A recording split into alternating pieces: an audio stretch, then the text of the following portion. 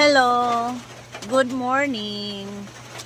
Ayun nga guys, yung chemo ko kagahapon, kanina, is andun ako, first batch. Alas ano pa lang, mga 8 nandun na ako, so naano ko yung first batch ng sa gamot. Kaya lang, wala rin kwenta. Unahan na ako nung isang dextrose, andun yung isang dextrose kasi dalawa yun eh. So yung pang chemo talaga, quarter, na siya, almost 5 o'clock na na-install. Kasi yung pagtitimpla dun sa pharmacy, super late. So may nagalit na nga eh, may nagalit na rin talaga. Kasi nag-iintay may nagalit versus patient at saka yung sa isang nurse na lalaki.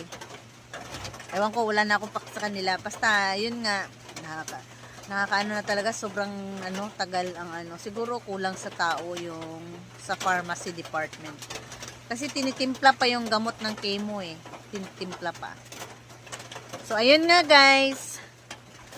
Ayun nga, ang nangyari, pagpalagay natin, 5 na, nag-start yung pag-i-install ng gamot sa akin, yung pangalawang dextrose.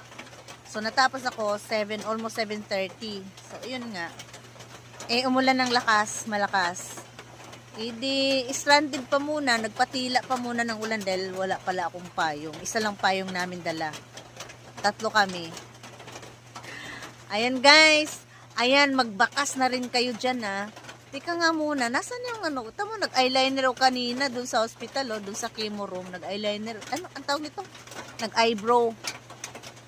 Kaso wala din, 'di ba umulan? So natuluan yung noo ko, natuluan hindi sabay pamahid na. Sabay pamahid na ng ganon. So natanggal yung eyeliner. So may nagtip sa akin doon yung isang pasyente katabi ko kaganina. Maybelline daw, yung Maybelline na parang 36 hours nakalagay pa siya diyan, nakadikit pa. Try ko bilhin 'yon kung totoo. Kasi yung kanya ang ganda nga naman magaling din siya maglagay ng eyebrow dito, pulido.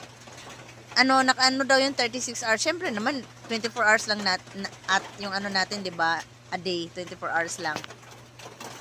So parang unbelievable din yung sinabi niyang 36 hours naka-stay doon sa eyebrow niya, yung eyebrow. Yung drawing ng eyebrow. So Maybelline daw yung brand. Oo. Parang gusto ko dito sa online. Oo. Try ko dito sa online. Maybelline hanapin ko. Bagay, lagi naman ako nadaan doon sa SM ng Quiapo.